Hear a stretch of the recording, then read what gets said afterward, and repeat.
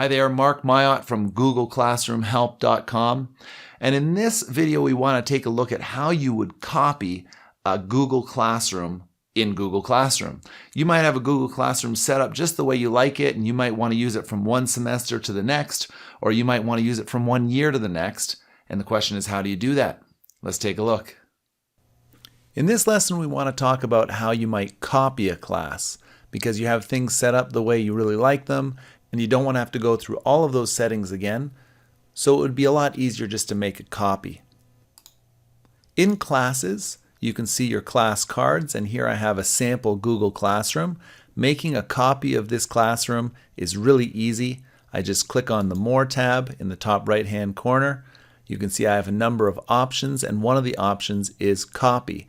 If I click on Copy, it's going to make a copy of this sample Google Classroom.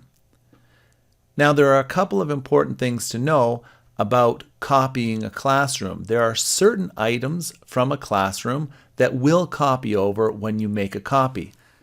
Some of the things that will copy over include the title, the section, what you've placed under description or the course subject.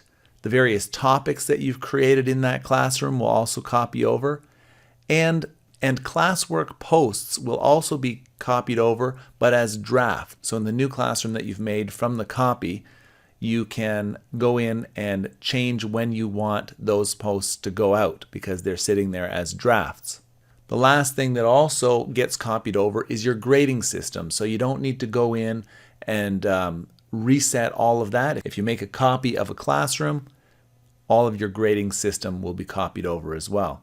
Now, it's also important to know that there's a number of items that don't copy over.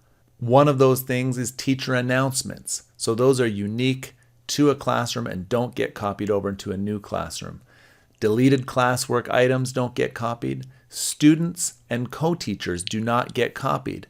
Now, that can be very frustrating, especially if you spent a lot of time trying to get students enrolled in your classroom and you're kind of hoping that you could just make a copy of that classroom and keep all of those students and co-teachers, but they don't get copied over into the new classroom. You need to get them re-enrolled or reconnected.